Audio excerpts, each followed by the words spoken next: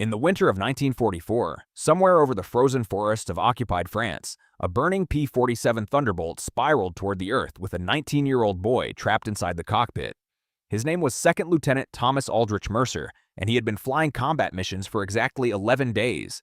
Below him was enemy territory, around him was fire, and ahead of him was a story that would test the absolute limits of human endurance, courage, and the fierce, unbreakable will to survive.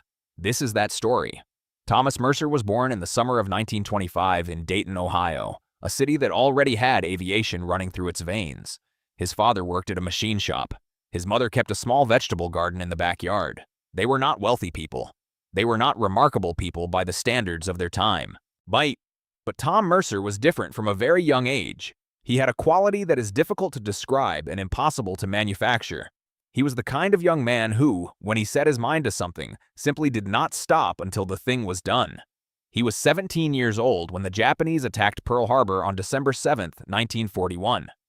He was sitting in his family's living room listening to the radio, and when the news came through, something inside him shifted permanently. He did not panic. He did not cry. He sat very still for a long moment, and then he stood up, walked to his room, and began studying aviation manuals that he had borrowed from the local library 3 months earlier. He had already made his decision. He just needed the world to catch up with him. By the time he turned 18, Tom Mercer had applied to the Army Air Force's Aviation Cadet Program. He was lean, quick-eyed, and possessed of an almost unnatural sense of spatial awareness. His instructors noticed it immediately at primary flight training at Carlstrom Field in Florida. He had a touch on the controls that other cadets spent months trying to develop. He had it from his very first hour in the air. His instructor, a veteran of the First World War named Captain William Hauser, wrote in his evaluation report that Mercer was, quote, "among the top 3% of cadets I have trained in 20 years of instruction." He completed basic flight training, then advanced training at Luke Field in Arizona, where he transitioned to single-engine fighters. He fell in love with the Republic P-47 Thunderbolt immediately. The aircraft was enormous by fighter standards. Powered by a massive Pratt & Whitney R2800 double Wasp radial engine producing over 2,000 horsepower. It weighed more than 7 tons fully loaded. Other cadets called it the Jug, and some of them were intimidated by its sheer size and mass. Mercer was not. He felt at home inside it from the first moment he pushed the throttle forward and felt that tremendous engine roar to life beneath him. He completed his training in the spring of 1944 and received his commission as a second lieutenant. He was 19 years old. He shipped out to England in October of 1944, assigned to the 56th Fighter Group, stationed at Boxted Airfield in Essex. The 56th was one of the most decorated fighter groups in the entire 8th Air Force, with more aerial victories than any other unit in the theater. These were serious men doing extraordinarily dangerous work. The average life expectancy of a fighter pilot in the European theater of operations in late 1944, while improved from the dark days of 1943, was still measured in weeks rather than months for the unlucky ones. Mercer flew his first combat mission on November 3, 1944, an escort mission for B-17 Flying Fortresses bombing an oil refinery near Merseburg, Germany. He saw flak for the first time that day, black clouds of it, hanging in the cold air at altitude like a deadly garden. One of the bombers in the formation took a direct hit and came apart in a cascade of fire and debris that he never entirely forgot. He flew steady, kept his formation position, and brought his aircraft home without incident. That night, he wrote in his letter to his mother that the sky over Germany was the most terrifying and beautiful thing he had ever seen. He flew 6 more missions over the following 10 days. Ground attack runs against railway marshalling yards in Belgium. Escort duties over the Ruhr. A strafing mission against German motorized columns moving through the Eifel region. He was building confidence with each mission, developing the instincts that separated the pilots who survived from the pilots who did not. He was learning where the flak was heaviest, how the German Focke-Wulf 190 pilots like to attack from above and behind, how to keep his head moving, always moving, scanning the sky in every direction. Then came November 14, 1944. The mission that morning was a fighter sweep over the Rhine Valley, combined with ground attack tasking against German armor concentrations near the town of Jülich. Mercer was flying as wingman to First Lieutenant David Sorensen, a 22-year-old veteran from Minnesota with 31 combat missions to his name. They crossed the Dutch coast at altitude in cold, clear air, the winter sun cutting sharp and low across the horizon. The anti-aircraft fire over Jülich was intense. The The Germans had learned to concentrate their flak guns around the Rhine crossings, and the corridor that the 56th was flying through that morning was laced with 88mm shells detonating in precise, deadly clusters. Mercer was at 8,000 feet when the shell burst directly beneath his left wing. The explosion was not like anything he had imagined. It was not a single loud noise. It was a physical concussion that rattled his teeth and slammed his head sideways against the canopy. He felt the aircraft lurch violently to the left, and then the oil pressure gauge went to 0, and then he smelled the smoke. Fire was the thing every pilot feared most.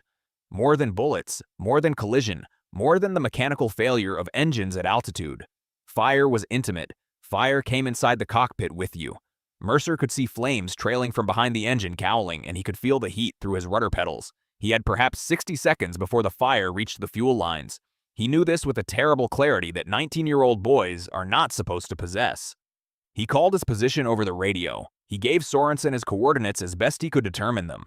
Then he reached up. Pulled the canopy release and rolled the burning Thunderbolt inverted. The slipstream caught him the moment he cleared the cockpit, and then the parachute deployed with a crack that he felt in his spine, and then the burning P-47 fell away below him, trailing a long black column of smoke toward the frozen earth. He landed in a forest 5 kilometers east of the Roer River, deep inside German-held territory. The forest was dense, dark spruce and pine, the ground covered in a thin crust of early winter snow. He buried his parachute as best he could in the frozen ground, checked his escape kit, checked his compass, and began moving west.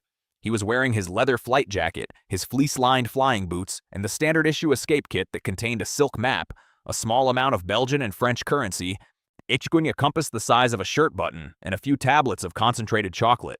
He had his standard-issue M1911.45 caliber pistol with 2 magazines. The first night he moved through the forest without stopping. The temperature dropped below freezing and he kept moving to stay warm, navigating by compass and by the stars when he could see them through the canopy. He could hear German vehicle traffic on the roads to the north.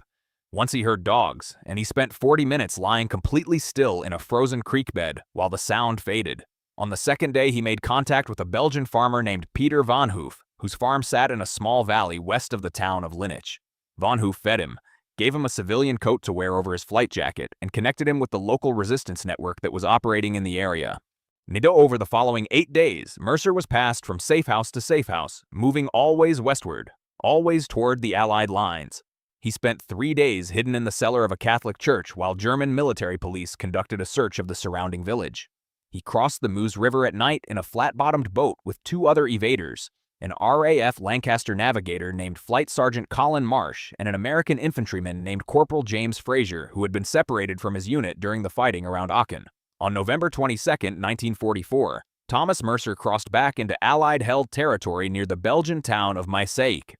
He was debriefed by military intelligence, examined by a flight surgeon, and within 3 weeks had returned to Bokstedt Airfield and been declared fit to return to flight operations. But most men who had endured what he had endured would have accepted a ground assignment. Most men who had burned in a cockpit, who had spent 8 days moving through enemy-occupied territory in winter, who had crossed a river in the dark inches ahead of German patrols, would have accepted the offer to train new pilots back in England or in the United States. No one would have thought less of them for it. The war had asked enough of them already. Thomas Mercer refused the ground assignment. He was back in the cockpit of a P-47 by the middle of December 1944. The situation on the Western Front had grown significantly more dangerous in the weeks of his absence. The German High Command was preparing an enormous offensive through the Ardennes Forest, a massive counterattack designed to split the Allied lines and recapture the port of Antwerp. On December 16th, the offensive began. 250,000 German soldiers struck along an 85-mile front in Luxembourg and Belgium in what would become known to history as the Battle of the Bulge. The weather over the Ardennes in those first terrible weeks was brutal. Low clouds, freezing fog, and heavy snow kept Allied tactical air power grounded at precisely the moment when it was needed most. American ground forces, including the surrounded garrison at Bastogne, were fighting and dying in some of the worst winter conditions experienced in the European theater. The 101st Airborne Division held Bastogne against overwhelming German armor and infantry, but they needed air support, and the sky above them remained closed. Mercer flew every mission he could get. When the weather briefly cleared over a sector of the front, he was in the air. He flew ground attack missions against German panzer columns moving through the narrow Ardennes roads. He flew armed reconnaissance over the Aar River Valley. He flew escort missions when the transports attempted to supply the surrounded American troops at Bastogne by air. The work was grinding and dangerous and often flown at very low altitude, where the German light anti-aircraft guns were murderously effective. On December 23, 1944, the weather over the Ardennes finally broke. The skies cleared overnight, and Allied air forces descended on the German supply lines and armored concentrations in enormous force. Mercer flew 2 missions that day. On the second, a late afternoon ground attack run against a German tank column moving south toward Bastogne along the road through the village of Noville. The 20mm cannon shells from a German flak wagon found his aircraft again. This time it was different from the first time. This time he was at low altitude, barely 800 feet above the frozen tree line, and when the shells tore through his right wing and into his engine, he had almost no time. The Thunderbolt began to roll immediately, and the ground was coming up terrifyingly fast, and he had perhaps 4 seconds to make a decision that would determine whether he lived or died. He made it instantly. He did not try to ride the aircraft down. He popped the canopy, dropped from the cockpit at what his later account described as roughly 400 feet above the ground, and pulled the ripcord with the earth, filling his entire field of vision. The parachute opened, just barely. The silk deployed and caught enough air to slow him from a terminal velocity death to a landing that broke his left ankle and drove the breath entirely out of his body. He struck the earth in a snow-covered meadow at the edge of the forest, in the middle of the German salient, surrounded on all sides by German forces, with a broken ankle, 1 magazine remaining in his pistol, and no escape kit because he had transferred it to a different jacket that morning. He was, by any reasonable calculation, finished. He crawled to the tree line and lay still for 20 minutes, listening. His ankle was badly swollen inside his boot. He could hear the sound of tank engines somewhere to the east and occasional artillery fire from the north. But he had landed perhaps 2 kilometers from the main German axis of advance. He had no map, no compass, no money, no food. The temperature was dropping toward -15 as the sun began to set. What he had was the training.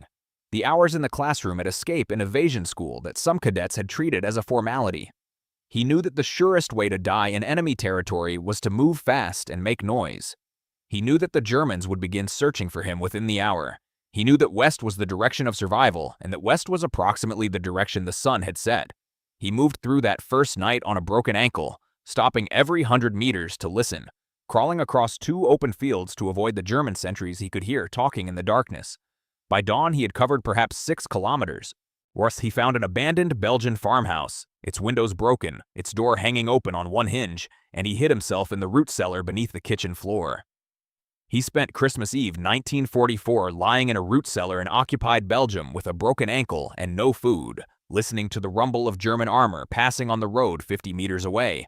On Christmas Day, a Belgian woman named Marie Delcourt, whose husband had been taken to Germany for forced labor 2 years earlier, found him. She had come to the abandoned farmhouse to retrieve potatoes she had stored in the root cellar before the Germans arrived in the area. She found an American pilot lying in the dark with a broken ankle and a pistol pointed at her face. She was not frightened, she was furious. She told him, in French, that he did not understand, and in tone that he understood perfectly, to put the pistol away. Then she fed him and splinted his ankle with pieces of wood from a broken chair and wrapped it in strips of cloth, and told him to wait. He waited for 3 days. On December 28, 1944, with the German offensive already stalling and the Allied counterattack beginning to bite, a group of Belgian resistance fighters moved him northward toward the American lines near Houghton. He was carried part of the way on an improvised stretcher. He was hidden in a haystack for 12 hours while German troops retreated through the village around him. And on the night of December 29th, with American artillery fire lighting up the horizon to the northwest,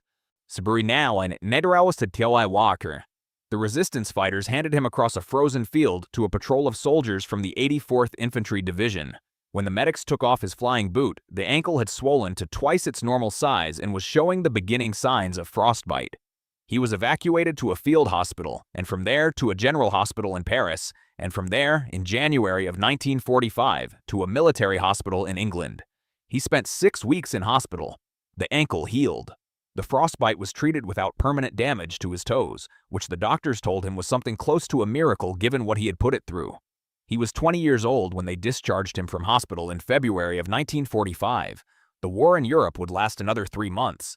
They offered him the ground assignment again. They offered him a position as a flight instructor. And they offered him early return to the United States. He turned down all three. He returned to Boxted Airfield. He returned to the cockpit of the P-47 Thunderbolt. He flew his final combat mission on April 16, 1945, a ground attack mission against German positions near the Elbe River, 3 weeks before the German surrender. By the end of the war, Thomas Aldrich Mercer had flown 63 combat missions, was credited with 2 aerial victories, received 2 Purple Hearts, the Distinguished Flying Cross, and the Air Medal with 4 oak leaf clusters. He was 20 years old. But the medals and the mission count do not capture the true meaning of what this boy, this 19-year-old boy from Dayton, Ohio, did over the skies and through the frozen forests of occupied Europe. He was shot down twice. He evaded capture twice. What came for end? He walked back to the war twice. He looked at everything the Third Reich and the European winter could throw at a human being, and he decided that it was not enough to stop him. There is a word that gets used too easily and too often in connection with men who do terrible things in terrible times. The word is hero. It is a word that can lose its power if it is not carefully placed. But sometimes the word is exactly right. Sometimes a man earns it so completely, so undeniably, through actions that no reasonable observer can explain away as luck or circumstance, that refusing to use the word is its own kind of dishonesty. Thomas Mercer was 19 years old and he was burning, and he jumped from an airplane. He was 20 years old and he was burning, and he jumped from an airplane again. And both times, when he reached the ground, he got up and started moving toward the enemy, not away from them, toward them, back to the war that had already tried twice to kill him. He came home to Dayton, Ohio in the summer of 1945. He married a woman named Dorothy Haynes in 1947. He became an engineer. He had 4 children and 7 grandchildren. He lived a quiet, unremarkable life in the same city where he had grown up, the same city where Charles and Wilbur Wright had once dreamed of the sky. He did not talk much about the war in the years that followed. Most of them did not. But in 1992, when his youngest granddaughter asked him at a family dinner what it had been like to fly in the war, he thought about it for a long moment. Then he said that the sky over Germany in the winter of 1944 was very cold and very beautiful and very dangerous. He said that he had been more frightened than he had ever admitted to anyone at the time. He said that the men he had served with were the finest men he had ever known. And then he smiled at his granddaughter across the dinner table and said that the most important thing was to keep moving, no matter what was burning around you, no matter how broken the ground felt beneath your feet. The most important thing was always to keep moving west. He died in 2004 at the age of 79. He is buried in Dayton, Ohio. On his headstone is his name, his rank, his dates, and 3 words beneath the Army Air Force's emblem. They read, "He came home, but first he made sure of it, twice."